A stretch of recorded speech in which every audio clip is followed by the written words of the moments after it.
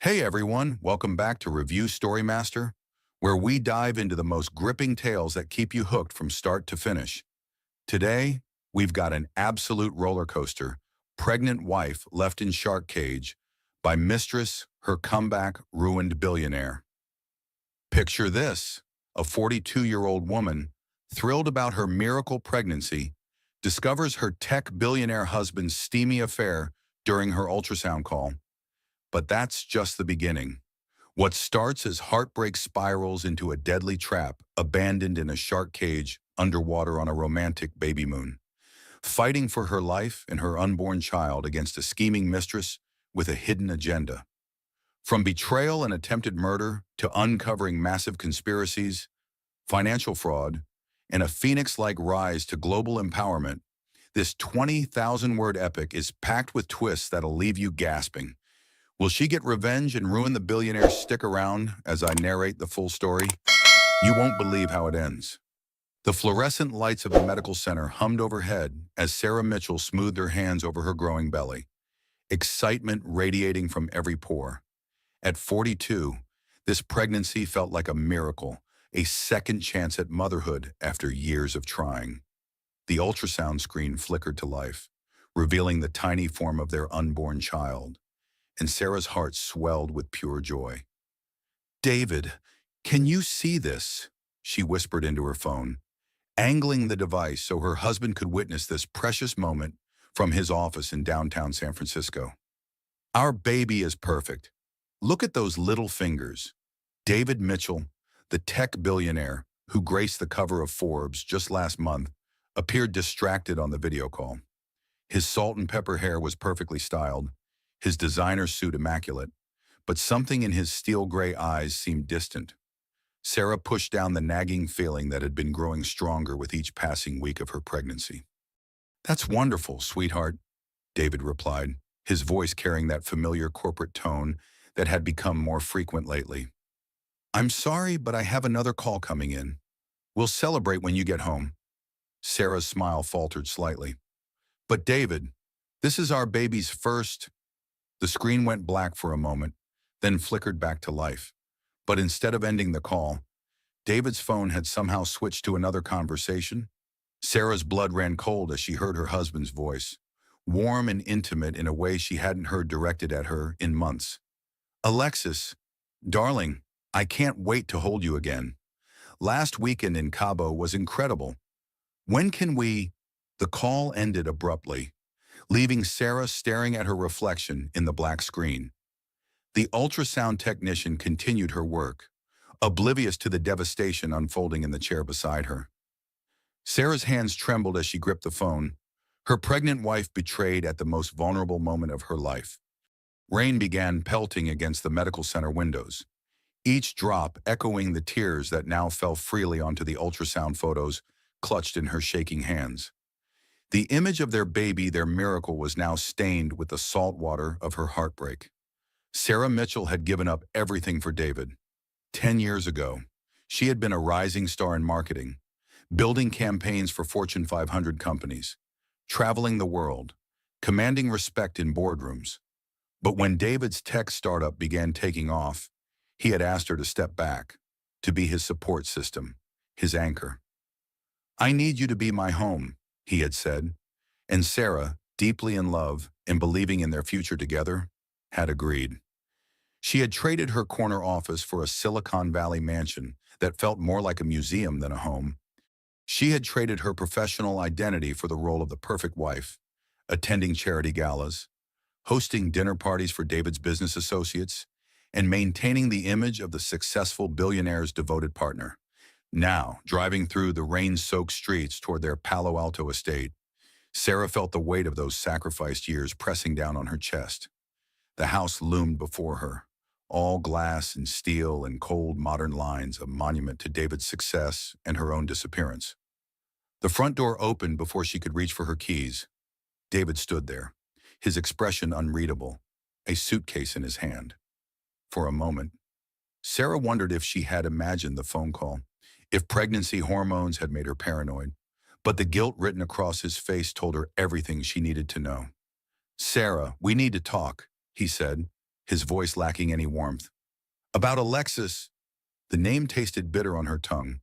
David's jaw tightened. You weren't supposed to hear that. But I did. Sarah stepped into the foyer, her heels clicking against the marble floor. I heard my husband making plans with another woman while I was getting an ultrasound of our child. Our child, David, the baby we've been trying to have for 3 years.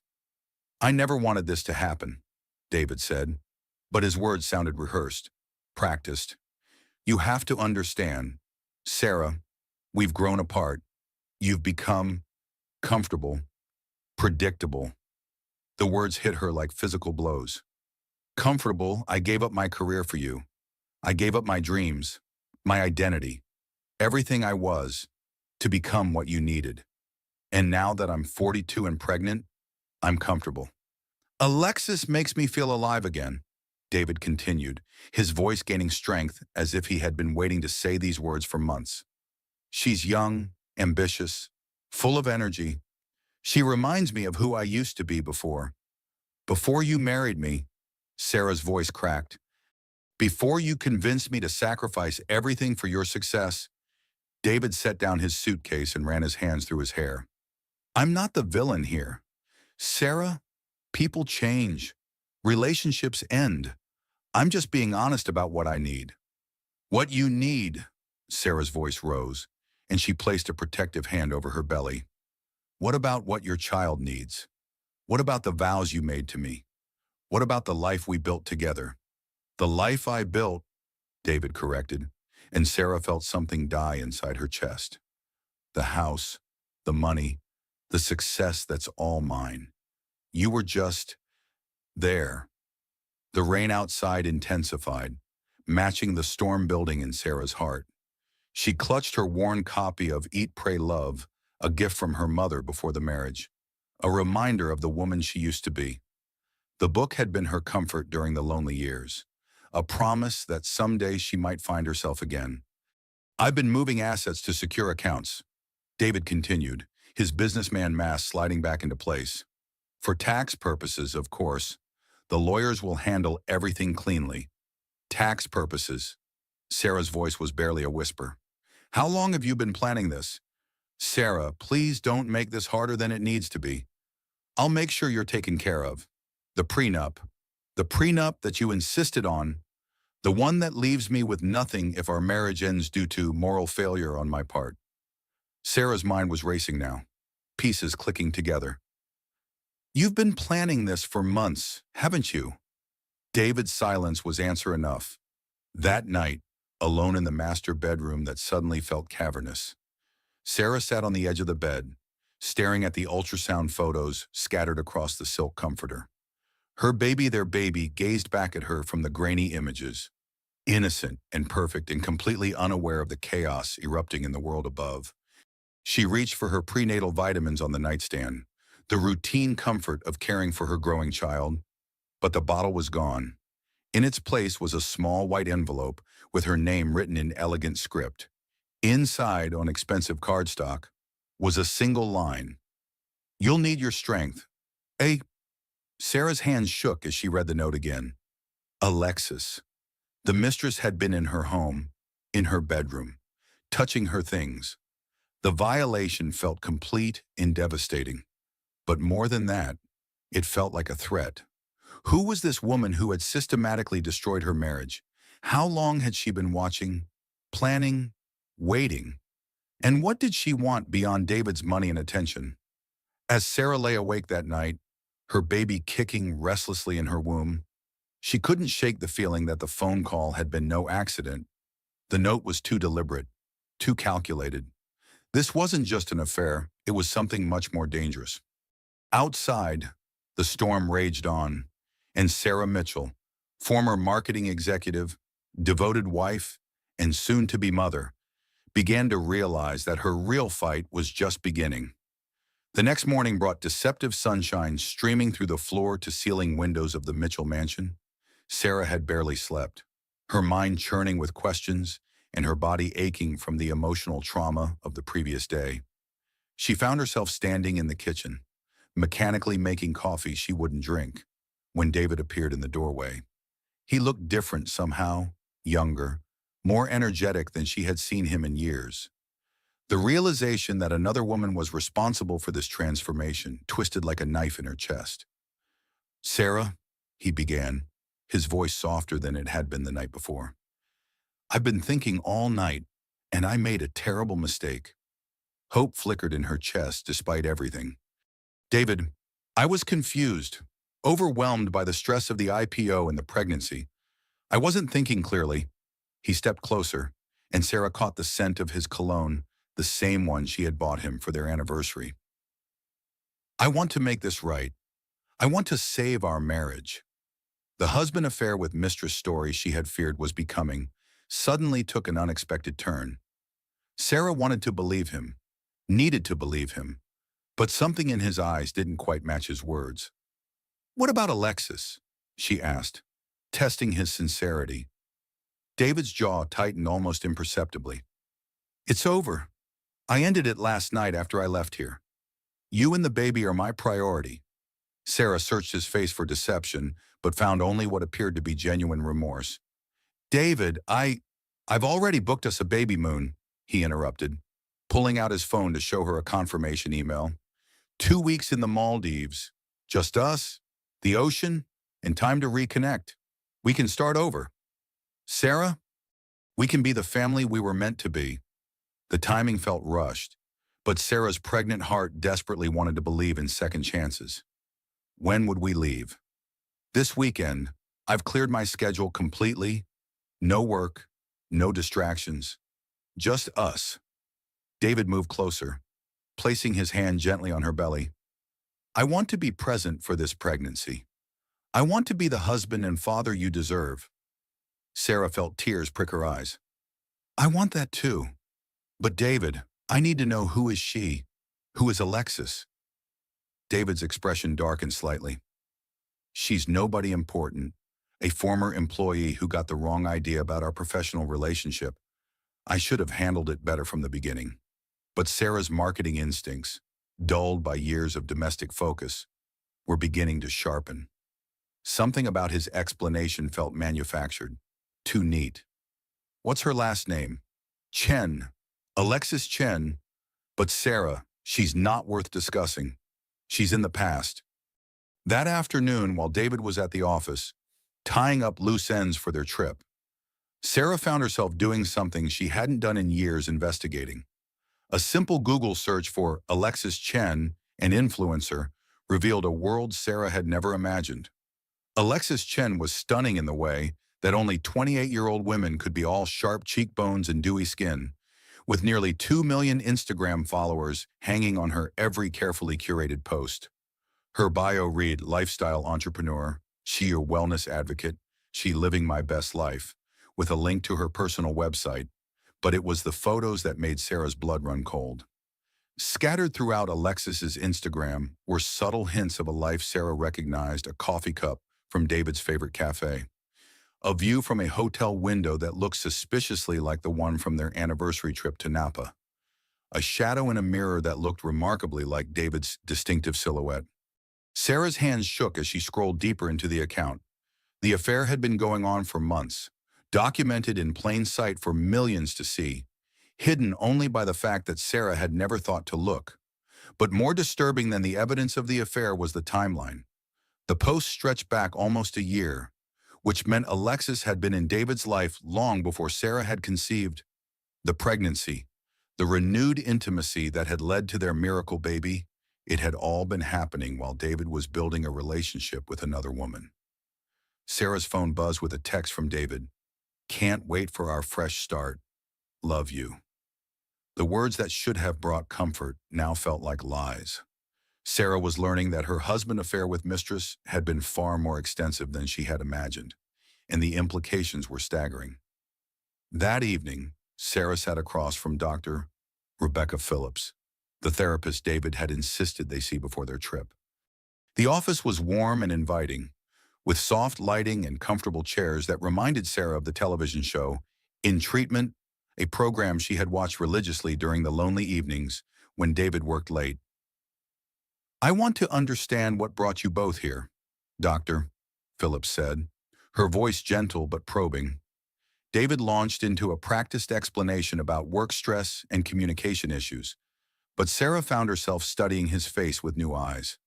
Everything felt performative, as if he were playing a role rather than genuinely engaging with the process. Sarah, Dr. Phillips turned to her. How are you feeling about the pregnancy? I'm scared, Sarah admitted, the words tumbling out before she could stop them. I'm 42. I gave up my career, and I feel invisible. I look in the mirror and see my mother's disappointment staring back at me. I see a woman who lost herself so completely that her own husband found her replaceable. The silence that followed was deafening. David shifted uncomfortably in his chair, and Sarah realized she had said too much, revealed too much truth. Sarah, Dr. Phillips said gently, those feelings are valid. Midlife can be a challenging time, especially when major life changes coincide with identity questions. But you're not invisible. You're here, you're present, and you're carrying new life. But Sarah couldn't shake the feeling that she was disappearing, that each year of marriage had erased a little more of who she used to be. The successful marketing executive who had commanded boardrooms and built campaigns that influenced millions seemed like a character from someone else's life. After the session, as they walked to their cars, David seemed pleased with how things had gone. I think she'll be helpful, he said. We can work through this. Sarah nodded, but her mind was elsewhere. She had noticed something during the session. David had checked his phone 3 times, and each time his face had lit up with the same expression she had seen that morning. The same expression that had convinced her he was sincere about their marriage. That night, Sarah did something she had never done before. She looked through David's things, not searching for evidence of the affair, which she already knew existed, but trying to understand the man she had married. In his home office, she found financial documents that made her stomach turn. David hadn't just been moving assets for tax purposes, he had been systematically hiding money from her. The prenup she had signed, trusting and in love, contained a morality clause that would leave her with almost nothing if their marriage ended due to her misconduct. But David's recent financial maneuvering suggested he was preparing for a divorce, regardless of who was at fault. Sarah's phone buzzed with a text from an unknown number. Check your car. Heart pounding. Sarah walked to the garage. At first, everything looked normal, but then she found it a small GPS tracking device attached to the underside of her car's chassis. Someone had been monitoring her movements, and Sarah had a sinking feeling she knew who. As she stood in the garage, holding the device in her trembling hands, Sarah's phone buzzed again. This time it was a photo message from the same unknown number. The image showed David and Alexis in what appeared to be a jewelry store. Alexis's left hand extended as a man in a suit slipped a ring onto her finger. The engagement ring caught the light beautifully, and David's face was radiant with happiness, the same happiness Sarah had once believed was reserved for her. Below the photo was a message. The baby moon cruise was never about reconciliation. It was about elimination. Sleep well. Sarah, you'll need your strength for what's coming. Sarah sank onto the garage floor, the full weight of her situation crashing down on her. The affair was more than just a marriage-ending betrayal. It was a carefully orchestrated plan, and she was walking directly into whatever trap had been set for her. But as she sat there, surrounded by the trappings of David's success, Sarah felt something she hadn't experienced in years: anger. Not the passive disappointment of a neglected wife, but the sharp, focused rage of a woman who had been underestimated. The marketing executive who had built her career on reading people and situations was still there, buried beneath years of domestic compliance. And that woman was beginning to see the patterns, to understand that she was dealing with something far more dangerous than a simple affair. David and Alexis had made one crucial mistake. They had assumed Sarah would be easy to dispose of. They were about to learn just how wrong they were. The Maldives stretched endlessly before them, a paradise of impossibly blue water and pristine white sand that should have been the perfect backdrop for a romantic reconciliation. Sarah stood on the deck of their overwater villa, her 24-week pregnancy belly prominent against the flowing sundress David had bought her for the trip. The baby was active today, kicking and turning as if sensing the tension that had become Sarah's constant companion. "You look radiant," David said, approaching with his camera. "The pregnancy glow is real." Sarah turned to face him, studying his expression for any hint of the man who had been systematically betraying her. But David was in full charming mode, the version of himself that had made her fall in love 15 years ago. He had been attentive since they arrived, taking photos of her belly, bringing her fresh fruit, even reading pregnancy books on the beach. "I feel better than I have in months," Sarah admitted, and it was partially true. The distance from Silicon Valley, the absence of Alexis's presence, and David's focused attention had created a bubble of hope that maybe, just maybe, they could find their way back to each other. "I want to capture every moment," David said, snapping photos as Sarah posed against the railing. "Our baby should know how beautiful their mother was during this time." The words were right, the gestures perfect, but Sarah couldn't shake the memory of that engagement ring photo. She had deleted the message and pretended it never existed, desperate to believe in the possibility of healing their marriage. "I have a surprise for you," David announced over breakfast the next morning. "I've arranged for us to do something incredible today, something that will give us memories to last a lifetime." Sarah looked up from her tropical fruit salad, curious. "What kind of surprise?" "Underwater photography," David said, his eyes bright with excitement. "There's a company here that specializes in maternity photos in shark cages. Completely safe, but absolutely breathtaking. You'll be surrounded by the ocean's most magnificent creatures while celebrating our growing family." Sarah's heart skipped. "Shark cages, David. I'm 24 weeks pregnant. Is that safe?" "Completely safe," David assured her. "The photographer specializes in this exact thing. She's worked with dozens of pregnant women, and the results are stunning. Think about it, our child's first photo shoot, surrounded by the power and beauty of the ocean." The idea was undeniably appealing. Sarah had always been drawn to the ocean, and the thought of creating something beautiful and meaningful from their troubled time felt like the perfect metaphor for their marriage's potential rebirth. "If you're sure it's safe," Sarah said slowly, "then I'd love to try it." David's smile was radiant. "I knew you'd love it. The boat picks us up at noon." That morning, Sarah felt more like herself than she had in months. She video called her best friend Monica from their villa, panning the camera across the endless blue horizon.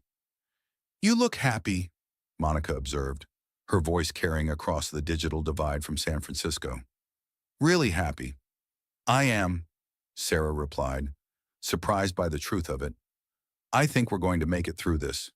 David's been amazing, and this trip is exactly what we needed." "I'm glad," Monica said, though Sarah caught a note of concern in her voice. "Just be careful. Okay, trust your instincts." "My instincts are telling me to give my marriage another chance," Sarah said, "to believe in the man I fell in love with." After ending the call, Sarah spent the morning preparing for the photo shoot.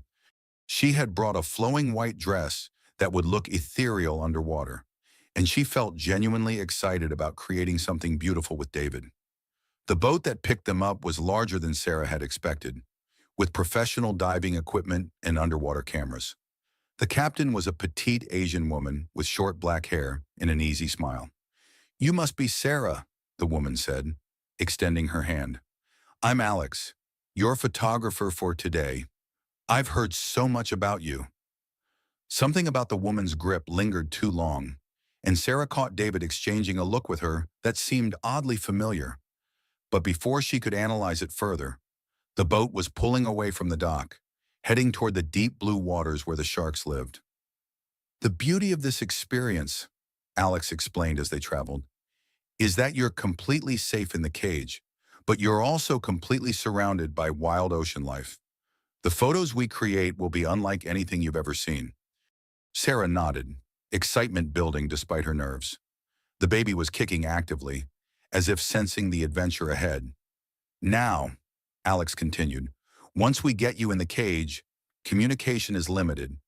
But don't worry, I'll be monitoring everything from up here. If you need anything, just signal." and we'll bring you right up. The dive site was breathtaking, with water so clear Sarah could see the sandy bottom 40 feet below. The shark cage was lowered into the water, and Sarah felt a thrill of anticipation as she prepared to enter.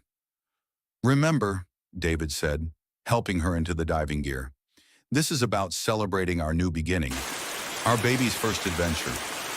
Sarah nodded, her heart full of hope and love. This was the David she had married, the man who created magical moments and pushed her to experience life fully. As the cage descended into the blue depths, Sarah felt weightless and peaceful. The ocean wrapped around her like a protective cocoon, and she could see the first sharks beginning to appear in the distance, graceful, powerful, and completely magnificent. Alex's voice crackled through the communication system. "You look absolutely stunning down there. Hold that pose while I get some shots." Sarah smiled, placing her hands on her belly and feeling the baby respond with a strong kick. This was perfect. This was the healing moment their marriage needed. But then something changed. The communication system went quiet, and Sarah noticed Alex moving around the boat in a way that seemed urgent rather than artistic. David was no longer visible at the surface, and when Sarah looked up, she saw Alex doing something to the equipment that connected her to the surface. Panic began to build in Sarah's chest as she realized she couldn't communicate with the boat above. She signaled frantically, but Alex seemed to be ignoring her. Worse, the boat appeared to be moving away from her position. Through the cage bars, Sarah could see the shark circling closer, drawn by the disturbance in the water.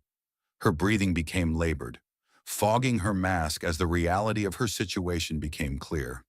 She had been abandoned in a shark cage 40 feet underwater, with no way to communicate and no apparent rescue coming. As the minutes stretched on, Sarah's mind raced between panic and desperate hope. Surely David would realize something was wrong. Surely this was all a mistake, a malfunction that would be corrected at any moment.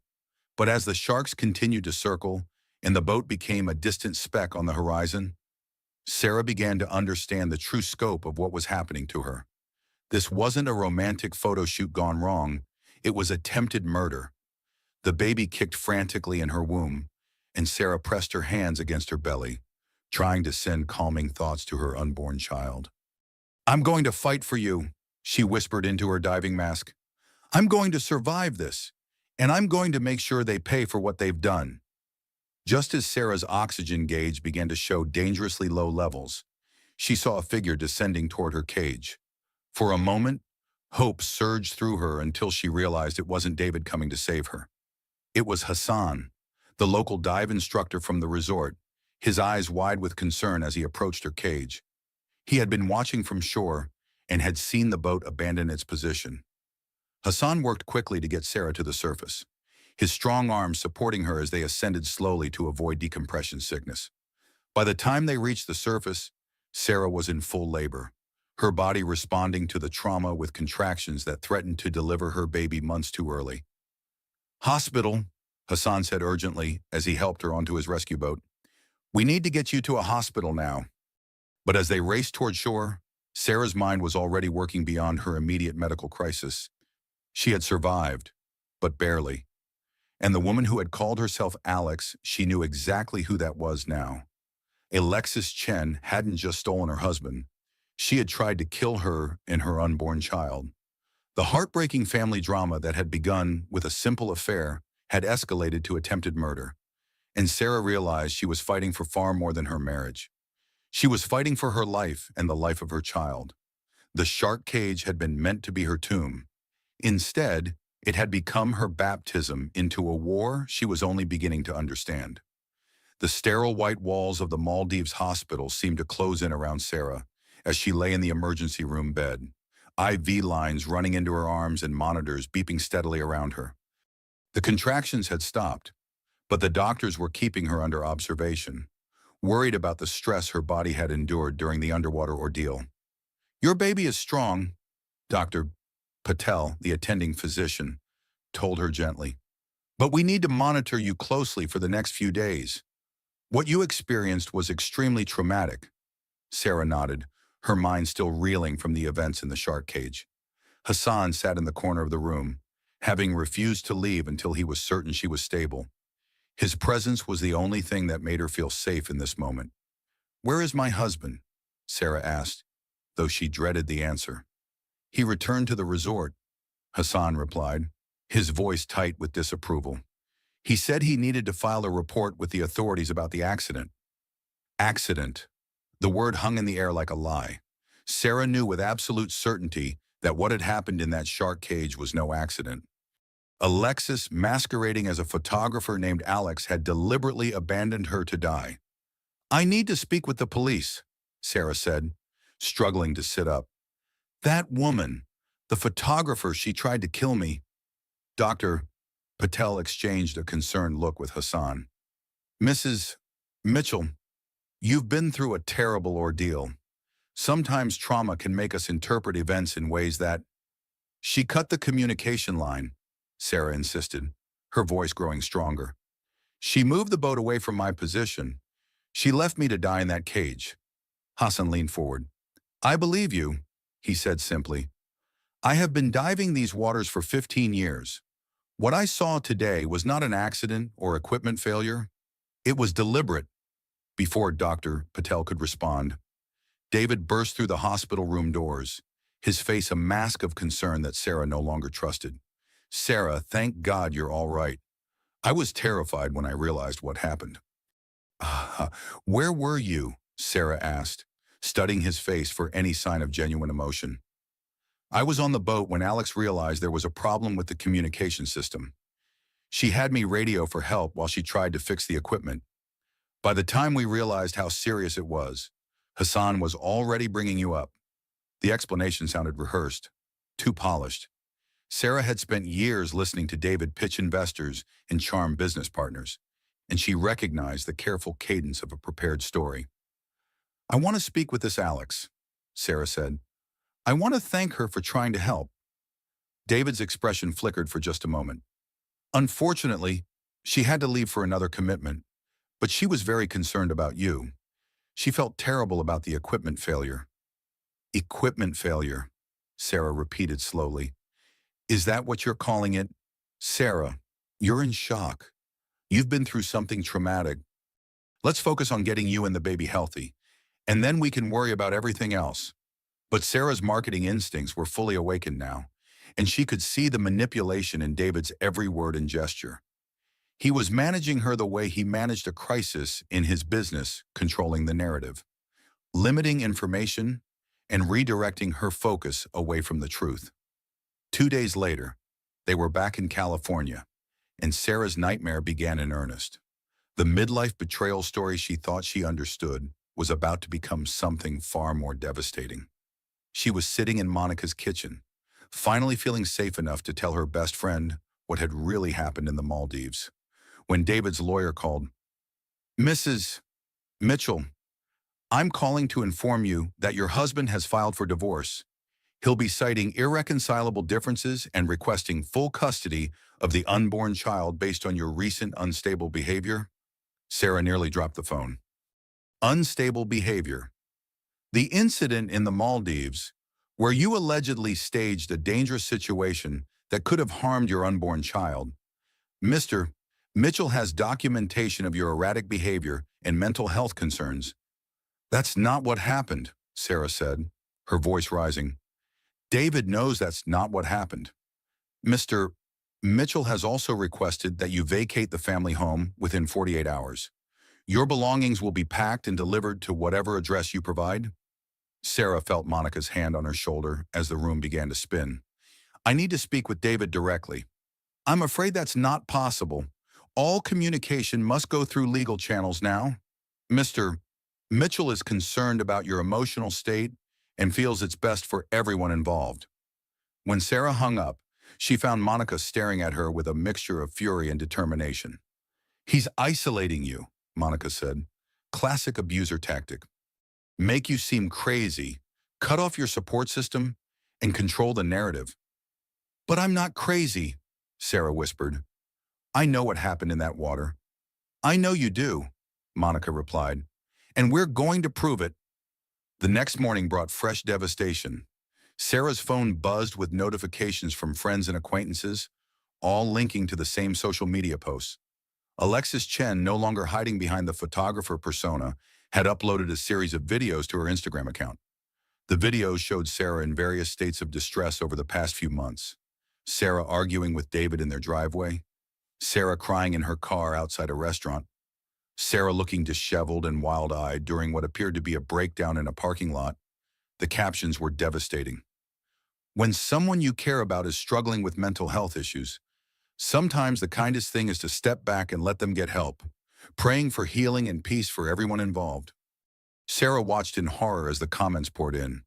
Thousands of people she had never met discussing her mental state, her marriage, and her fitness as a mother. The videos had been edited to remove all context, making her appear unhinged and dangerous. "She's been stalking me," Sarah realized, scrolling through the footage. "She's been documenting everything, waiting for the right moment to destroy me." Monica took the phone from her shaking hands. "This is harassment. This is defamation. We can fight this." But the damage was already done. Sarah's social media accounts were flooded with comments calling her a crazy wife and questioning her ability to raise a child. The narrative that David and Alexis had carefully constructed was spreading like wildfire, and Sarah found herself living in a gone girl nightmare where the truth seemed impossible to prove. That afternoon, Sarah discovered that her bank accounts had been frozen. The credit cards in her name were canceled. The trust fund her parents had set up for her, which David had managed for years, was suddenly inaccessible. "I'm 42 years old," she told Monica, staring at the rejection notice from the ATM. "I have no independent income, no recent job experience, and no access to the money I thought was mine. He's left me with nothing." "You have me," Monica said firmly, "and you have the truth. That has to count for something." But Sarah was beginning to understand just how carefully David and Alexis had planned this destruction. Every move had been calculated to leave her powerless, broke, and discredited. The affair had been just the beginning, a distraction from the real crime they were committing. That evening, as Sarah sat in Monica's guest room, staring at her reflection in the mirror, she saw exactly what David had described: a woman who had become invisible, irrelevant, easy to dispose of. The successful marketing executive who had once commanded respect and built empires felt like a character from someone else's life. "I'm nobody," she whispered to her reflection. "I was just a placeholder until someone younger and more useful came along." For the first time since the ultrasound revelation, Sarah considered giving up entirely. The fight seemed impossible, the odds insurmountable. David had billions of dollars, an army of lawyers, and a perfectly crafted narrative that painted her as an unstable woman who had endangered her own child.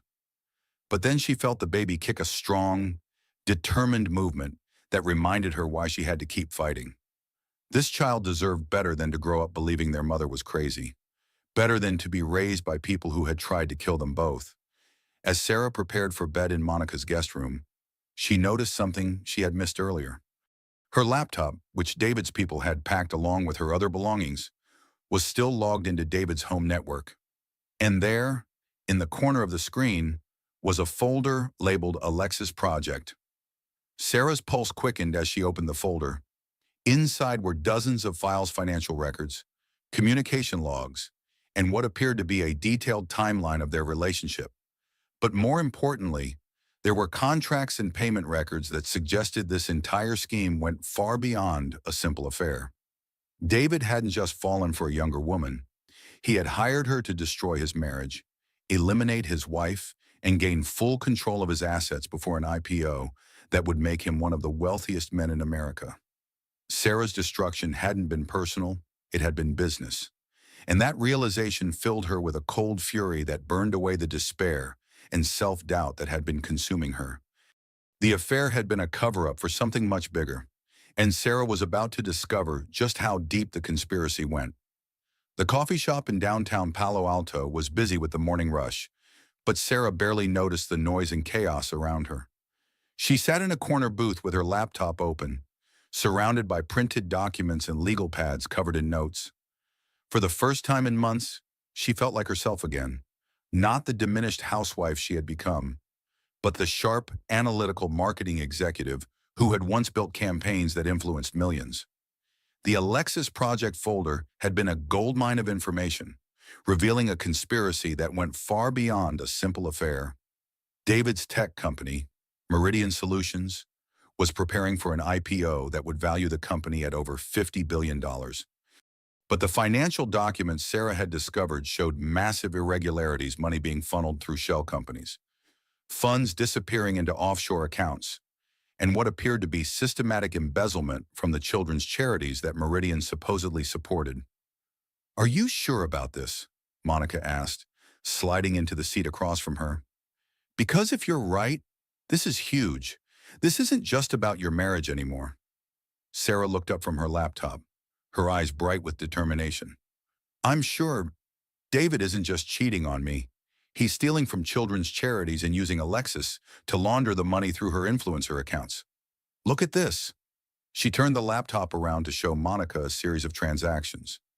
Alexis gets paid consulting fees from shell companies that are funded by charity donations. She then uses that money to purchase luxury goods and travel, documenting it all on social media as lifestyle content. The money gets cleaned through her business accounts and then transferred to David's offshore holdings. Monica studied the documents, her expression growing more serious. "Sarah, this is criminal. You need to take this to the FBI." "I tried," Sarah replied, frustration evident in her voice. "They want more evidence. They want proof that David knew about the charity thefts and that the money laundering was intentional rather than coincidental." "So we get more evidence," Monica said simply. "We find other victims, other people who've been hurt by this scheme." Sarah nodded, pulling out another folder. "I've been researching Alexis's background. She's done this before targeted wealthy older men, built relationships with them, and then disappeared when things got complicated. But David is different. She's not just taking his money and running. She's eliminating his wife and taking over his life completely. Because of the IPO, Monica realized, she wants to be the billionaire's wife when the stock goes public. Exactly. And she's willing to kill to get there. That afternoon, Sarah received an unexpected visitor, Dr. Rebecca Phillips. The therapist she and David had seen in their couples session stood at Monica's front door with a concerned expression. "I hope you don't mind me coming by," Dr. Phillips said. "I wanted to check on you after everything that's happened." Sarah invited her in, curious about what had prompted the visit. They sat in Monica's living room, and Dr. Phillips studied Sarah with professional concern. "I've been thinking about our session," Dr. Phillips began. "Something about David's behavior troubled me. I've been practicing for 20 years, and I've learned to recognize certain patterns." "What kind of patterns?" Sarah asked. "Manipulation, gaslighting, the way he redirected every question, controlled the narrative, and made you doubt your own perceptions. It reminded me of cases I've seen involving narcissistic personality disorder." Sarah felt a chill run down her spine. "You think David is a narcissist?" "I think David is a very skilled manipulator who has convinced you that your reality isn't valid. The woman I met in my office was articulate, intelligent, and completely rational. The woman being portrayed in the media is someone I don't recognize." Dr. Phillips leaned forward. "Sarah, I want you to know that I've been contacted by David's legal team. They want me to testify about your mental state during our session. I've refused, but I wanted you to know what you're up against." "What did they want you to say?" "That you exhibited signs of paranoid thinking, that you blamed David for problems that were clearly your own creation, and that you seemed emotionally unstable. They had very specific questions about your fitness as a mother." Sarah felt her anger building. "They're trying to build a case that I'm crazy." "Yes, they are. But Sarah, I want you to know that your perceptions in our session were completely valid. You were describing a marriage where you felt invisible and unvalued, and those feelings were entirely reasonable given what I was observing." After Dr. Phillips left, Sarah felt a renewed sense of purpose. She wasn't crazy, and she wasn't alone. There were people who could see through David's manipulation and recognize the truth of what was happening to her. That evening, Sarah did something she hadn't done in years. She called her old assistant from her marketing days, Jessica Martinez, who had since become a successful lawyer, specializing in corporate fraud cases. "Sarah Mitchell," Jessica said warmly, "I heard about what was happening through the grapevine. Are you okay?" "I'm fighting for my life," Sarah replied honestly, "and I think I need your help." They met the next day at Jessica's law office, and Sarah laid out everything she had discovered. Jessica listened intently, asking pointed questions and taking detailed notes. "This is bigger than just marital fraud," Jessica said finally. "If you're right about the charity embezzlement and money laundering, we're talking about federal crimes. But proving it will be difficult, especially given how they've attacked your credibility." "I know," Sarah said, "but I can't let them win. They tried to kill me. Jessica, they tried to kill my baby." "I believe you," Jessica said simply, "and I want to help. But we need to be strategic. We need to build a case that's so airtight that even David's billions can't buy his way out of it." Over the next 2 weeks, Sarah threw herself into the investigation with the same intensity she had once brought to her marketing campaigns. She tracked financial records, interviewed former employees of Meridian Solutions, and connected with other women who had been involved with David in various capacities over the years. The pattern that emerged was chilling. Sarah wasn't David's first victim, she was just the most recent. There had been others, women who had been systematically destroyed when they became inconvenient or threatening to David's interests.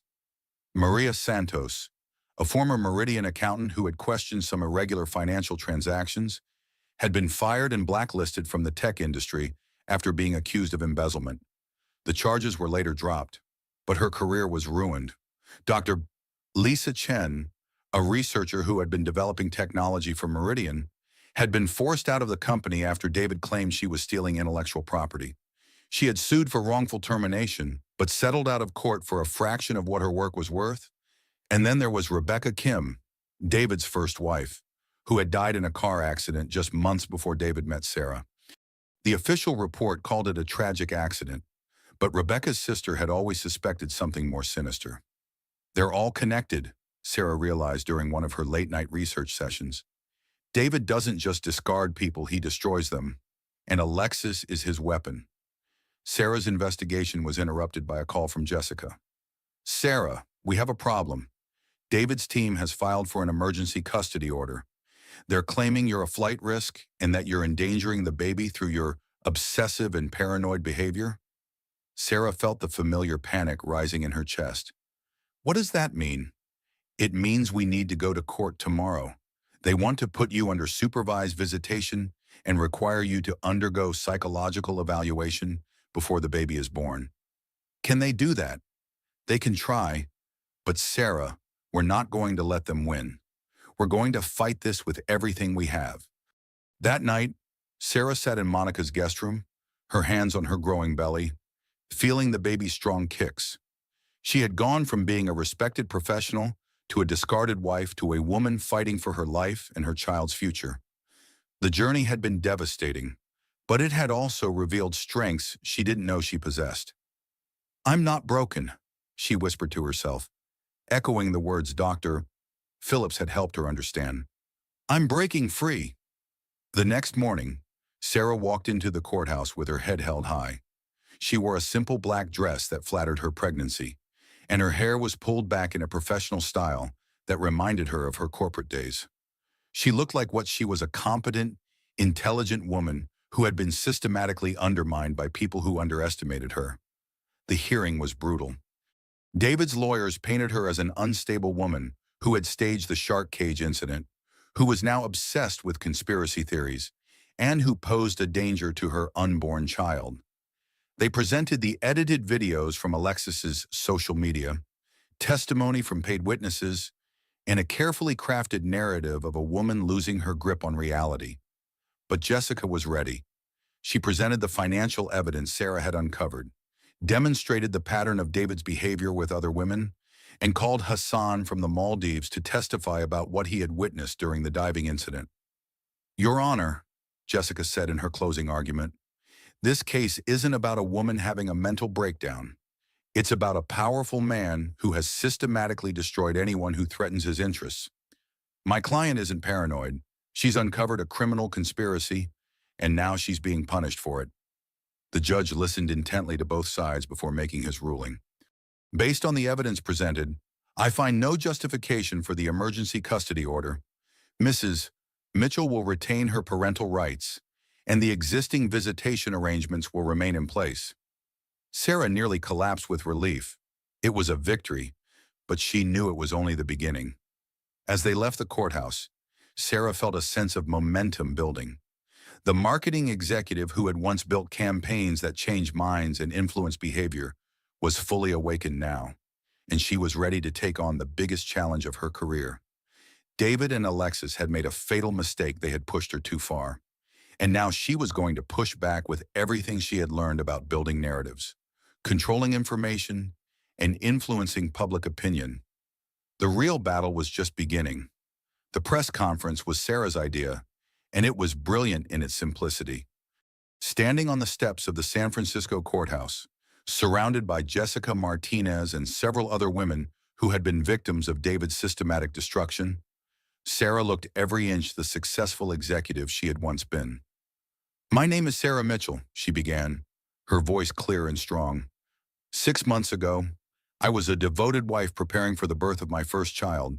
Today, I'm a survivor of attempted murder, financial fraud, and an elaborate conspiracy designed to destroy my life." The assembled reporters hung on every word as Sarah laid out the evidence she had uncovered. She spoke with the authority of someone who had built her career on understanding how to communicate complex ideas to skeptical audiences, and the effect was electric. "David Mitchell and Alexis Chen didn't just have an affair," Sarah continued. "They orchestrated a criminal conspiracy that involved charity fraud, money laundering, and attempted murder. And they're not the only ones. There are other women, other victims, and it's time for their stories to be told." The response was immediate and overwhelming. Within hours, Sarah Mitchell effect was trending on social media, and other women were coming forward with their own stories of being targeted by David's network of enablers. Sarah's phone hadn't stopped ringing since the press conference ended. Publishers wanted her story. Documentary filmmakers were interested in her case, and advocacy groups were asking her to speak at their events. The invisible woman who had felt erased by her marriage was suddenly one of the most visible people in the country. "This is incredible," Monica said, scrolling through the social media responses. "Look at this, women are sharing their own stories, talking about financial abuse, supporting each other. You've started a movement." Sarah nodded, but her focus was still on the bigger picture. "The attention is great, but what we really need is justice. David and Alexis are still out there, and they're not going to give up easily." She was right. The next morning brought devastating news. Jessica called with an update that made Sarah's blood run cold. "They're gone," Jessica said. "David and Alexis disappeared sometime last night.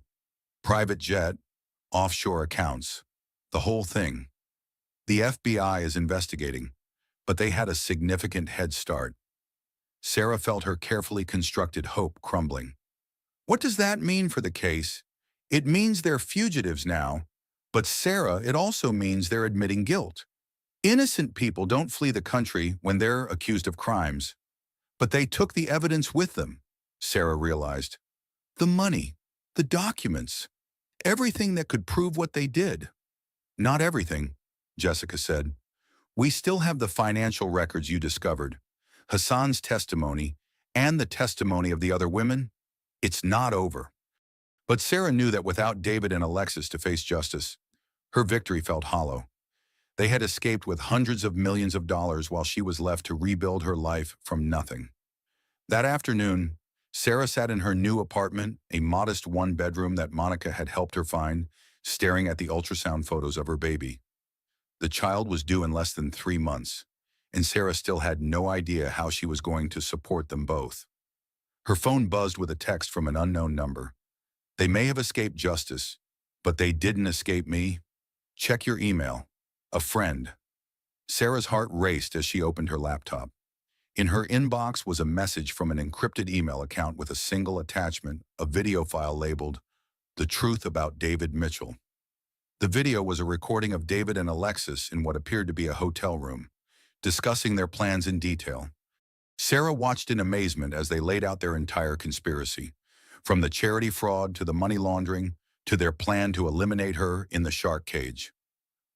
Phase 1 was making her fall in love with reconciliation, Alexis was saying. Phase 2 was the accident. If that hadn't worked, we would have moved to Phase 3, making her suicide look believable. "And you're sure this will work?" David asked. "I've done it before," Alexis replied casually. "Older women, especially ones who've lost their identity in marriage, are surprisingly easy to manipulate. They want to believe in second chances so badly that they'll walk into any trap you set." Sarah's hands shook as she watched the video. This was it, the evidence that would destroy them both. But who had sent it to her, and why? The answer came in a second email. "I've been tracking them for months. They're not as smart as they think they are. Use this wisely." Hassan and Sarah immediately called Jessica, who confirmed that the video would be enough to secure international arrest warrants and extradition orders. The FBI was already tracing David and Alexis's location based on the metadata from the video. "They're in the Cayman Islands," Jessica reported, "and they think they're safe. But this video changes everything." 3 days later, Sarah watched on live television as David and Alexis were arrested at a luxury resort in Georgetown. The footage showed them being led away in handcuffs, their perfect facade finally crumbling. "Justice is served," Monica said, hugging Sarah as they watched the news coverage. But Sarah's relief was short-lived. That evening, she received a call from a man claiming to be David's attorney. "Mrs. Mitchell, I represent David Mitchell in his current legal difficulties. I'm calling to inform you that there may be complications with your case." "What kind of complications?" Sarah asked, her heart sinking. "New evidence has come to light that suggests your husband may have been involved in activities that go far beyond what you've discovered. Activities that could implicate you as well." Sarah felt the familiar panic rising. "That's impossible. I had nothing to do with any of this." "I'm sure that's true," the man replied smoothly. "But perception is reality in cases like this. I'd be happy to discuss ways we might resolve this situation quietly, without further damage to your reputation." Sarah hung up, her mind racing. Even from prison, David was still trying to manipulate her, still trying to control the narrative. But she was no longer the frightened housewife he had married. She was a survivor, and she knew how to fight back. The next morning, Sarah held another press conference, this time outside the federal courthouse where David and Alexis would be arraigned. "Yesterday, representatives of David Mitchell contacted me with threats and intimidation," she announced. "They want me to stay quiet, to disappear, to let them minimize the damage from their crimes. But I'm not going anywhere. I'm going to fight for every victim they've hurt, and I'm going to make sure they face the full consequences of their actions." The crowd erupted in applause, and Sarah felt the power of truth and justice flowing through her. She had found her voice, and she was never going to let anyone silence her again. As she walked away from the courthouse, Sarah felt her baby kick strongly, as if in approval. She placed her hand on her belly and smiled. "We did it, little one. We survived, and we're going to make sure no one else goes through what we went through." The phoenix had risen from the ashes of her destroyed marriage, and Sarah Mitchell was ready to change the world. The knock on Sarah's apartment door came at 3 a.m., sharp and insistent. 8 months pregnant now, she struggled to get out of bed, her heart racing with the kind of fear that had become her constant companion since David and Alexis's arrest 3 weeks earlier. "FBI, Mrs. Mitchell, we need to speak with you immediately." Sarah opened the door to find Agent Rodriguez, the lead investigator on David's case, along with 2 other agents she didn't recognize. Their expressions were grim, and Sarah knew immediately that something had gone terribly wrong. "What's happened?" she asked, wrapping her robe tighter around her swollen belly. "We've received credible intelligence that your life is in immediate danger," Agent Rodriguez said. "David Mitchell and Alexis Chen escaped from federal custody during a prisoner transport 6 hours ago." Sarah felt the world tilt around her. That's impossible. They were in maximum security. They had help, Agent Rodriguez replied. Professional help. This was planned and executed by people with significant resources and expertise. Sarah sank into her couch, the baby kicking frantically as if sensing her distress. What does this mean for me? It means they're coming for you. Our intelligence suggests they blame you for their capture and believe that eliminating you will somehow resolve their legal problems. But that's insane, Sarah protested.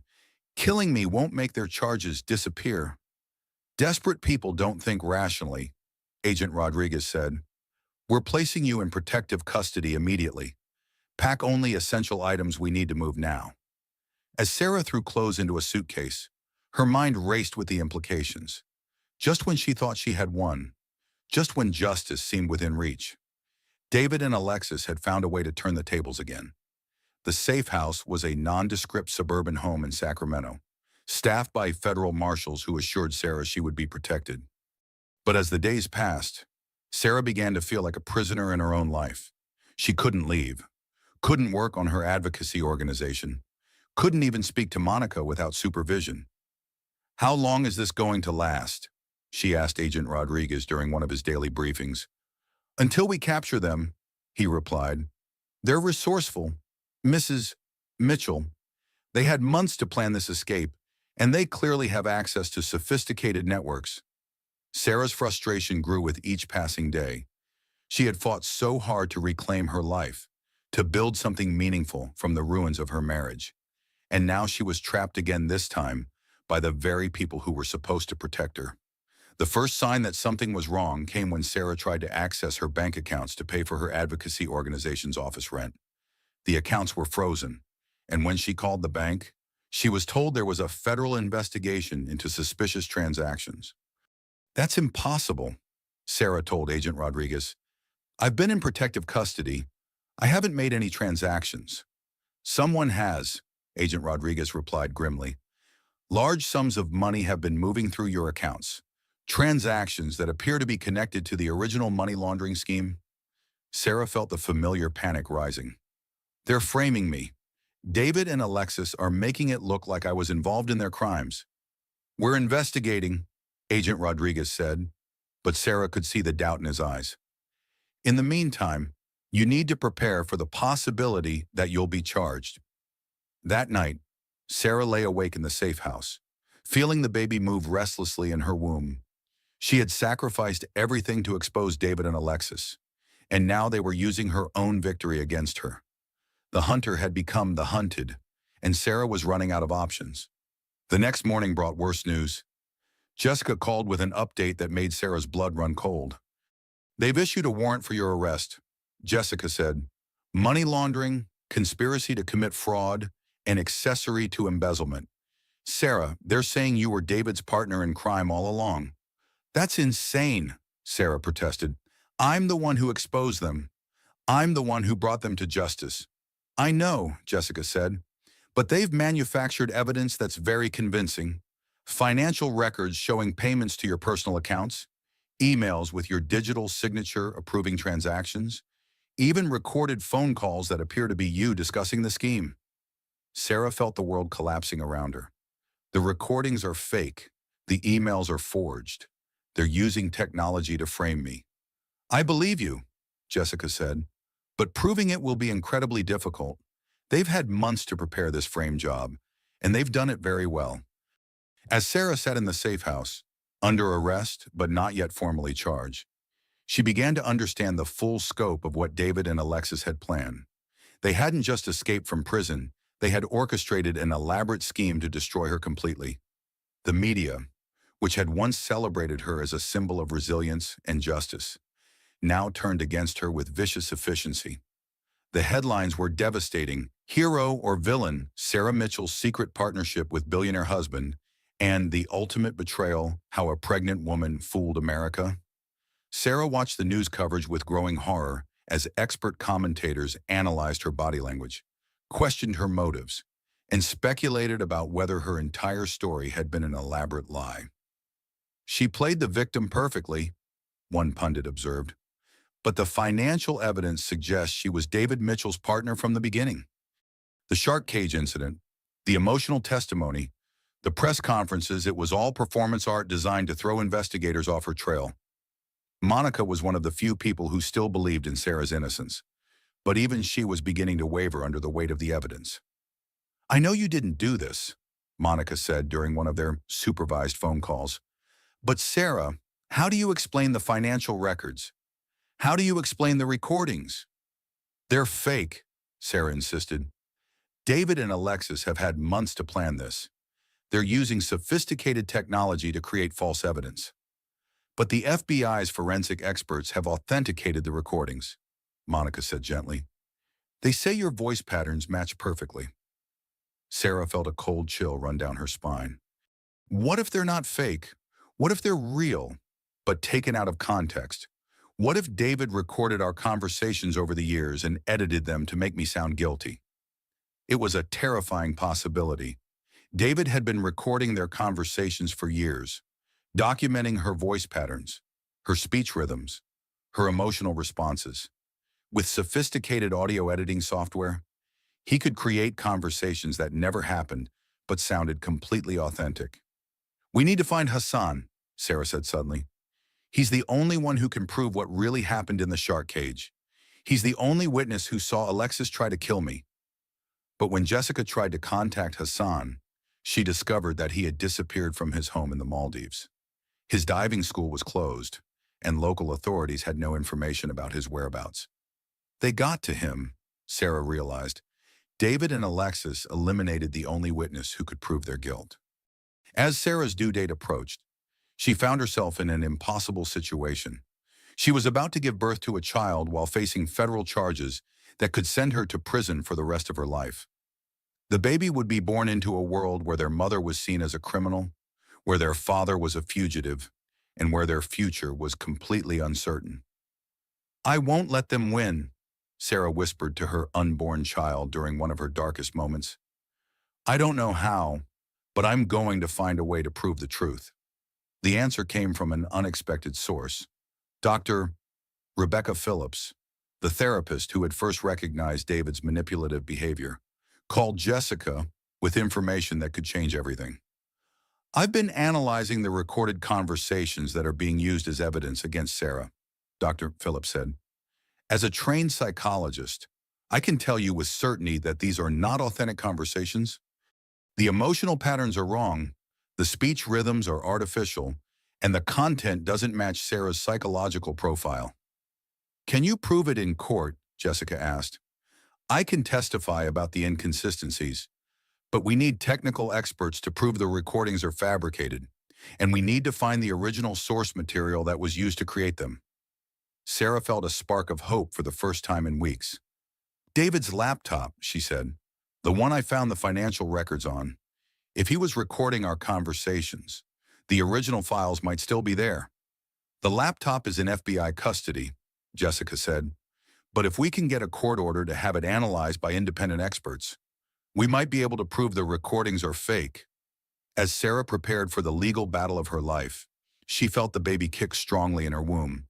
The child was due any day now, and Sarah was determined to clear her name before they were born. "I'm not going to let you grow up thinking your mother was a criminal," she whispered to her belly. "I'm going to fight for you, just like I fought for myself." The phoenix that had risen from the ashes of her marriage was about to face its greatest test. But Sarah Mitchell had learned that she was stronger than she had ever imagined, and she was ready to prove it to the world. The courthouse in San Francisco was packed with media and spectators as Sarah Mitchell walked up the steps for what would be the most important day of her life.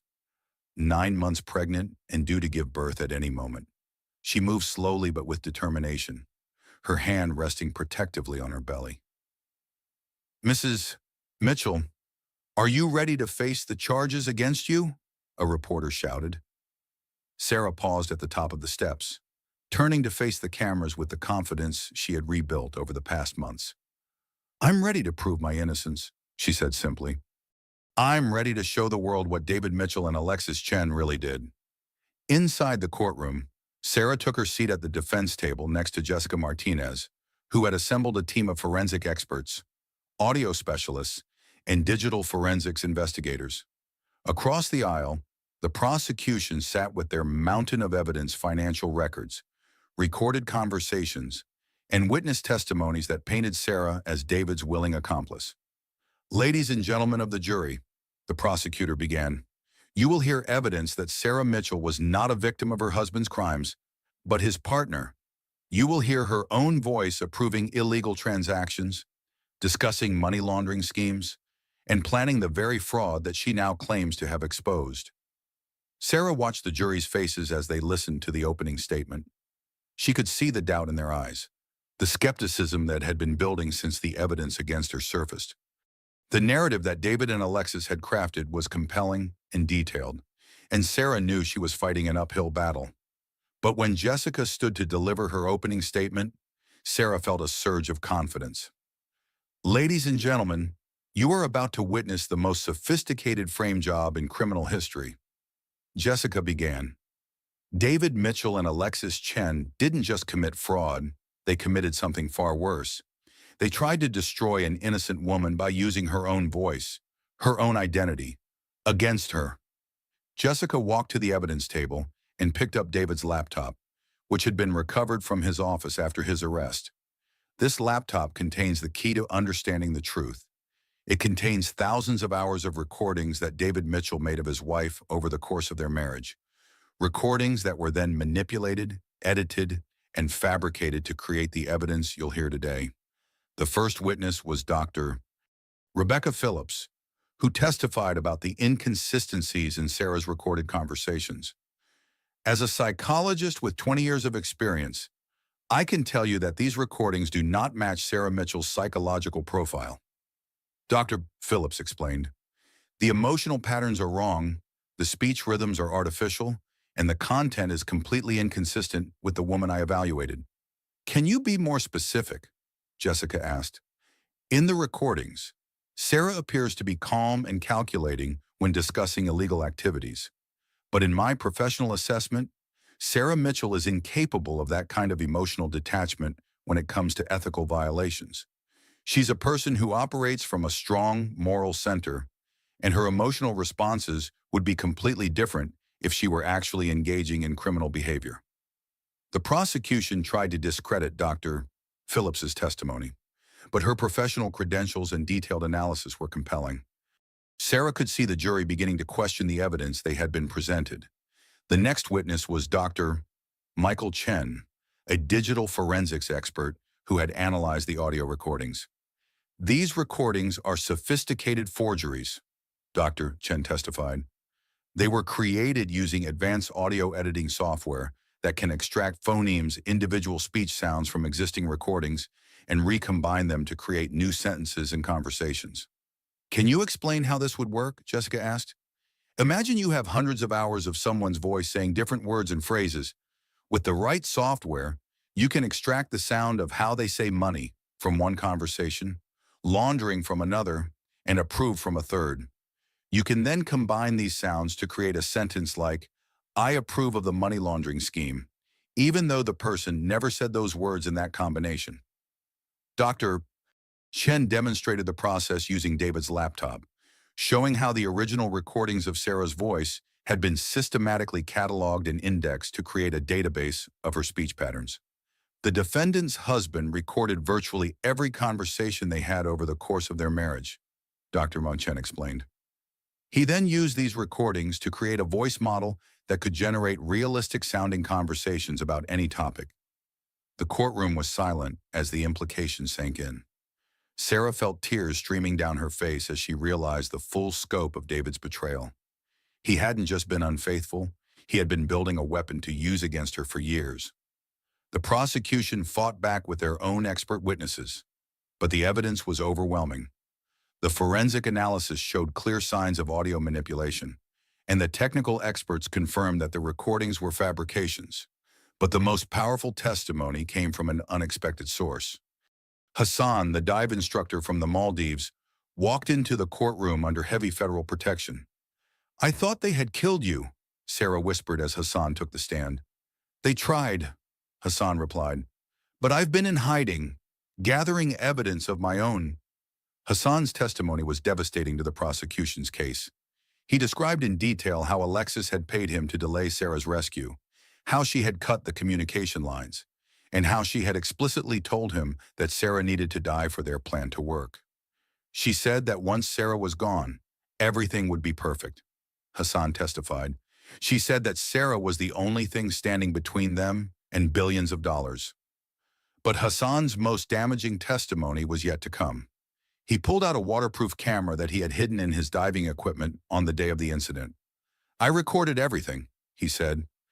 "The entire conversation between Alexis and the boat crew, the moment when she cut the communication lines, everything that happened that day." The video was played in court, and the jury watched in horror as Alexis Chen methodically tried to murder Sarah Mitchell. The audio was clear and undeniable, Alexis discussing how long it would take for Sarah to run out of air, how they would claim it was an equipment failure, and how David would be free to marry her once his wife was dead. "This isn't just attempted murder," Jessica argued in her closing statement. "This is a conspiracy that goes to the very heart of our justice system. David Mitchell and Alexis Chen didn't just try to kill Sarah Mitchell, they tried to destroy her reputation, her credibility, and her ability to seek justice." The jury deliberated for less than 2 hours before returning with their verdict: not guilty on all charges. Sarah collapsed in her chair as the verdict was read, her body shaking with relief and exhaustion. The baby kicked strongly, as if celebrating the victory. But the real vindication came later that day, when Agent Rodriguez called with an update on the manhunt for David and Alexis. "We found them," he said. "They were hiding in a compound in Argentina, but they got careless. They made a mistake, and we were able to track them down." "What kind of mistake?" Sarah asked. "They tried to access one of their Swiss bank accounts to fund their escape. When they did, we traced the transaction and found their location. They're being extradited to the United States tomorrow." Sarah felt a surge of satisfaction. After everything they had put her through, David and Alexis were finally going to face justice. The next morning, Sarah watched on live television as David and Alexis were let off a plane in handcuffs. David looked older, his face gaunt and his hair disheveled. Alexis appeared defiant, her chin raised as she was escorted to the waiting police car. "Justice is finally served," Monica said, sitting beside Sarah in her hospital room. Sarah had gone into labor during the night, and their baby, a healthy daughter, was sleeping peacefully in her arms. "What are you going to name her?" Monica asked. Sarah looked down at her daughter's perfect face, thinking about everything they had survived together. "Hope," she said. "Her name is Hope." As Sarah held her daughter, she felt the weight of the past year lifting from her shoulders. She had survived attempted murder, systematic character assassination, and a criminal conspiracy designed to destroy her life. But more than that, she had fought back and won. The phone rang, and Jessica's voice was excited on the other end. "Sarah, you need to turn on the news. There's been a development." Sarah reached for the remote and turned on the television. The breaking news banner read, "David Mitchell confesses to elaborate conspiracy." The reporter was standing outside the federal courthouse, reading from a statement. "In a shocking turn of events, billionaire David Mitchell has confessed to orchestrating an elaborate conspiracy to murder his wife and frame her for his crimes." In a written statement, Mitchell admits to years of financial fraud, attempted murder, and evidence tampering. Sarah felt her heart racing as the reporter continued. Mitchell's confession also reveals that Alexis Chen was seeking revenge for her sister, Rebecca Kim, who was Mitchell's first wife. According to the confession, Mitchell murdered Rebecca Kim in 2018 and made it look like a car accident. The truth was even more shocking than Sarah had imagined. Alexis hadn't just been a gold digger, she had been an avenging sister, seeking justice for her murdered sibling. But her quest for revenge had led her down a path of evil that had nearly destroyed an innocent woman and her unborn child. "The complex emotions I'm feeling right now are hard to describe," Sarah said to the reporters who had gathered outside the hospital. "I'm relieved that the truth is finally out, but I'm also heartbroken for Rebecca Kim and her family. No one should have to go through what we've all been through." As Sarah held her daughter and looked toward the future, She knew that her story was far from over. She had found her voice, her strength, and her purpose. The Sarah Mitchell Foundation would help other women who had been victimized by powerful men, and she would spend the rest of her life fighting for justice. The phoenix had not only risen from the ashes, she had transformed into something more powerful than she had ever imagined possible. 6 months after David and Alexis's conviction, Sarah Mitchell stood in the gleaming offices of the Sarah Mitchell Foundation, watching the San Francisco skyline through floor-to-ceiling windows. Baby Hope slept peacefully in her arms, while downstairs, dozens of volunteers worked to help women escape abusive situations and rebuild their lives. The foundation has helped over 500 women in its first 6 months, Monica reported, looking up from her computer. We've got requests from advocacy groups in 12 countries asking us to expand internationally. Sarah smiled, adjusting Hope's blanket. It's incredible what we've been able to accomplish, but I keep waiting for the other shoe to drop. Things feel too peaceful, too perfect. Her instincts were right. The call came that afternoon while Sarah was in a meeting with potential donors. Agent Rodriguez's voice was tense and urgent. Sarah, we have a problem. David Mitchell's business associates are not happy about the attention your foundation is bringing to their operations. We've intercepted communications suggesting they're planning to discredit you and shut down your work. Sarah felt the familiar chill of fear. What kind of business associates? International ones. The charity fraud was just the tip of the iceberg. David's company was involved in money laundering for some very dangerous people. Drug cartels, arms dealers, human traffickers. When he went down, he took their money with him. And now they want it back, Sarah realized. They want their money back, and they want the person who exposed their operation eliminated. Sarah, we're talking about people who have unlimited resources and no moral boundaries. They've already made attempts on the lives of several other witnesses in the case. Sarah looked down at Hope, who was sleeping peacefully in her arms. What do you need me to do? We need you to go into witness protection, full relocation, new identities, complete separation from your current life. I can't do that, Sarah said immediately. I have a foundation to run, women depending on me. I can't just disappear. Sarah, these people have killed federal judges, prosecutors, and entire families. They're not going to stop until you're dead. That night, Sarah sat in her apartment, surrounded by federal marshals, trying to process the magnitude of what she was facing.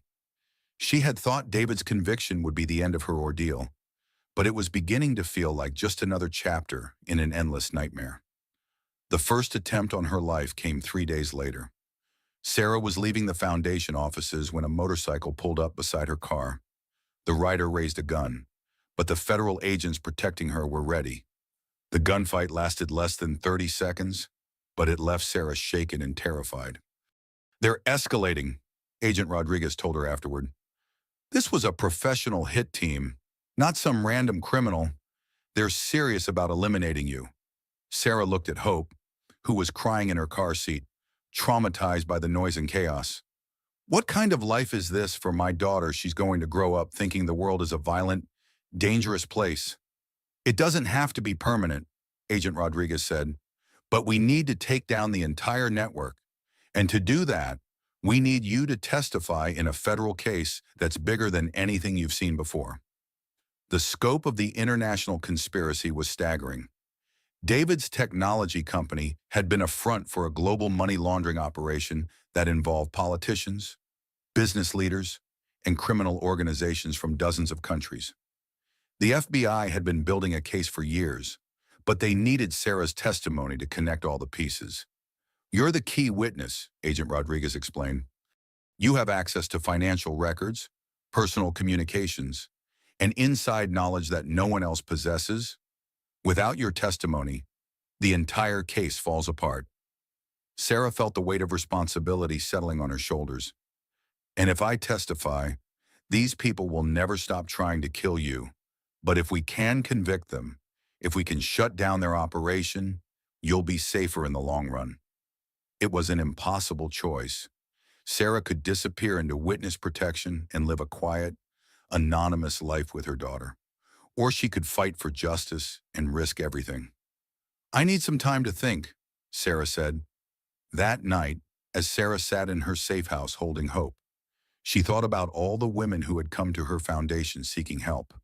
She thought about the victims of David's crimes who were still fighting for justice. She thought about the little girl sleeping in her arms, who deserved to grow up in a world where powerful people couldn't destroy innocent lives without consequences. "I'm going to testify," she told Agent Rodriguez the next morning, "but I need guarantees about my daughter's safety." "We'll protect you both," Agent Rodriguez promised, "whatever it takes." The trial was held in a specially secured federal courthouse in Washington, D.C. Sarah's testimony lasted for 3 days, during which she detailed the elaborate conspiracy that had nearly destroyed her life. She explained how David's technology company had been used to launder money for criminal organizations, how the charity fraud had been just one small part of a much larger operation, and how the attempt on her life had been ordered by people who viewed her as a threat to their billions of dollars in illegal profits. "Mrs. Mitchell," the defense attorney asked during cross-examination, "isn't it true that you have a financial incentive to testify against these defendants? Your foundation has received significant donations from people who want to see justice done?" Sarah looked directly at the jury as she answered, "My incentive is simple. I want to live long enough to see my daughter grow up. I want other women to be safe from the kind of systematic destruction that I survived. And I want the people who tried to kill me to face consequences for their actions." The trial made international headlines, and Sarah found herself at the center of a media storm that was both exhilarating and terrifying. She was hailed as a hero for her courage in testifying, but she also received death threats from supporters of the defendants. "This is bigger than I ever imagined," Sarah told Monica during one of their supervised phone calls. "I thought I was just fighting for my marriage and my child. But this case is going to change how we prosecute international financial crimes." The verdicts came after 2 weeks of deliberation, guilty on all counts for all defendants. The criminal network that had terrorized victims around the world was finally broken. Sarah felt a sense of vindication that was deeper than anything she had experienced during David's trial. She had not only survived their attempts to destroy her, she had helped bring down an entire criminal empire. But as she left the courthouse, surrounded by federal agents and reporters, Sarah knew that her real work was just beginning. The foundation had grown into an international organization, and there were thousands of women who needed help rebuilding their lives after surviving abuse and financial exploitation. "What's next for you?" a reporter asked as Sarah walked toward her car. Sarah looked down at Hope, who was now 8 months old and beginning to smile at the world around her. "We're going to continue fighting for justice.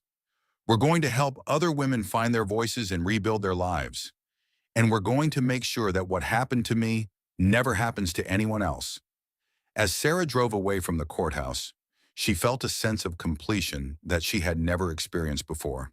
She had gone from being a victim to being a survivor to being an advocate for justice.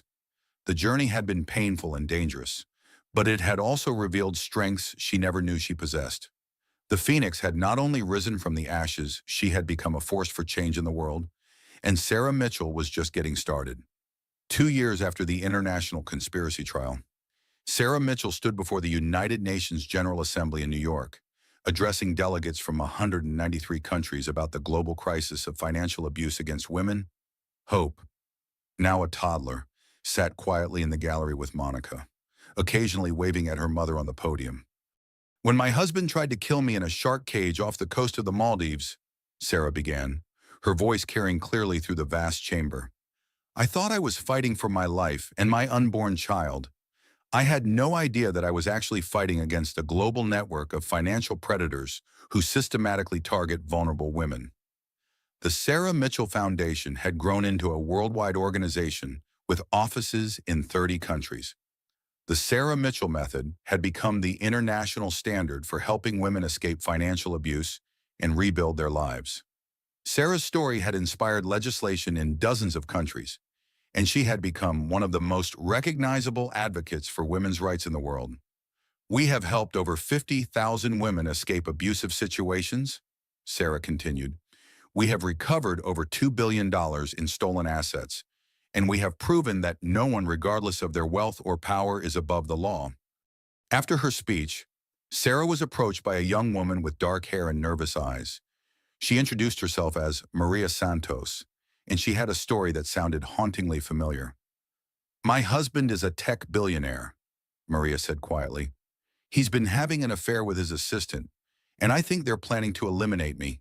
I found financial records that suggest he's been stealing from investors, and I'm scared that if I confront him, something terrible will happen." Sarah felt a chill of recognition. "Tell me about the assistant." "Her name is Elena Volkov. She's from Russia, about 25 years old, and she has this way of making my husband feel young and powerful. But there's something calculating about her, something that makes me think this isn't just a simple affair." Sarah's instincts were screaming warnings. "Have you noticed any other strange behavior changes in your husband's routine? New security measures? Unexplained travel?" "Yes," Maria said, her voice growing more urgent. "He's been moving money to offshore accounts, and he's been asking me to sign documents that I don't understand. He says it's for tax purposes, but something feels wrong." Sarah immediately called Agent Rodriguez, who was now the head of the FBI's Financial Crimes Division. "We need to investigate this woman's husband immediately. I think we're looking at the same pattern that David used." The investigation revealed that Maria's husband, Victor Santos, was indeed following the same playbook that David had used. He was embezzling from his company, planning to eliminate his wife, and using his young assistant to help orchestrate the scheme. But there was something different about this case, something that made Sarah's blood run cold. Elena Volkov wasn't just another gold digger. She was a professional assassin who specialized in targeting wealthy women. "She's done this before," Agent Rodriguez told Sarah during their briefing. "At least 6 times in the past 5 years. She gets hired by wealthy men who want to eliminate their wives, seduces them, helps them commit financial crimes, and then eliminates the wives in ways that look like accidents." Sarah realized that she had stumbled onto something much bigger than a single case of domestic abuse. There was an organized network of professional killers who specialized in helping wealthy men dispose of their wives. "We need to shut this down," Sarah said. "How many other women are in danger right now?" The investigation expanded rapidly, revealing a global network of assassins, corrupt lawyers, and financial experts who provided divorce services to wealthy men who wanted to eliminate their wives rather than share their assets. The network had been operating for over a decade, and they had successfully eliminated dozens of women whose deaths had been written off as accidents or suicides. Sarah's foundation worked with law enforcement agencies around the world to identify potential victims and gather evidence against the network. It was dangerous work. Several of the investigators were targeted for assassination, but Sarah felt a sense of purpose that was even stronger than what she had felt during her own case. "This isn't just about revenge," she told Monica during one of their planning sessions. "This is about preventing other women from going through what I went through. This is about making sure that being married to a wealthy man doesn't become a death sentence." The breakthrough came when Elena Volkov was arrested in Switzerland while preparing to eliminate another wealthy wife. Under interrogation, she revealed the full scope of the network and provided evidence that led to arrests in 12 countries. "She's agreed to testify against her handlers," Agent Rodriguez reported. "In exchange for a reduced sentence, she's willing to provide evidence that will destroy the entire network." Sarah felt a sense of vindication that was even deeper than what she had experienced during David's trial. She had not only survived an attempt on her life, she had helped uncover and destroy a global conspiracy that had killed dozens of innocent women. But as Sarah prepared for the upcoming trials, she received an unexpected visitor. A young woman in her early 20s knocked on her office door, introducing herself as Rebecca Chen. "I'm Alexis Chen's daughter," the young woman said. "I know what my mother did to you, and I'm here to apologize." Sarah felt her heart racing. "Your mother tried to kill me." "I know," Rebecca said, tears streaming down her face. "But you need to understand she wasn't always like that. She was seeking revenge for her sister's death, and it consumed her. It turned her into something evil." Sarah studied the young woman's face, looking for signs of deception or manipulation. What do you want from me? I want to help, Rebecca said. I want to work for your foundation. I want to help other women avoid the fate that my mother and your husband tried to impose on you. Sarah felt a surge of conflicting emotions. This was the daughter of the woman who had tried to murder her. But she was also a young woman who seemed genuinely committed to making amends for her mother's crimes. I need to think about this, Sarah said. That night, Sarah sat in her apartment with Hope, who was now walking and beginning to say her first words. As she watched her daughter play, Sarah thought about the cycles of violence and revenge that had dominated her life for the past few years. What do you think, baby? Sarah asked Hope. Should we give her a chance to make things right? Hope looked up at her mother and smiled, reaching out with her small hands. Mama, she said clearly. Sarah felt tears streaming down her face. Her daughter's first clear word was a reminder of what really mattered, not revenge or punishment, but love and the hope for a better future. The next morning, Sarah called Rebecca Chen. I'm willing to give you a chance, she said, but you need to understand that trust is earned, not given. I understand, Rebecca said. I'm ready to work for it. As Sarah hung up the phone, she felt a sense of completeness that she had never experienced before. She had gone from being a victim to being a survivor to being an advocate for justice. She had built a global organization that helped thousands of women, and she had helped destroy criminal networks that had terrorized victims around the world. But more than that, she had found a way to break the cycle of violence and revenge that had consumed so many lives.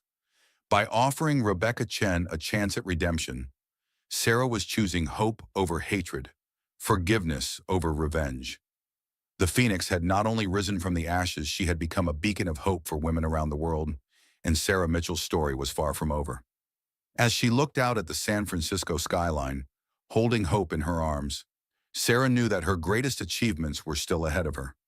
The foundation would continue to grow. More women would be saved, and the world would become a safer place for future generations. The legend of Sarah Mitchell was just beginning, and the impact of her courage would be felt for generations to come. But as Sarah prepared for bed that night, she received a text message from an unknown number. The game is far from over. Some legacies are worth dying for. A friend of the family. Sarah felt a chill run down her spine as she realized that her story was about to take another unexpected turn.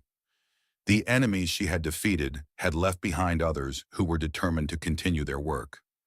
But Sarah Mitchell was no longer the frightened housewife who had discovered her husband's affair during an ultrasound appointment.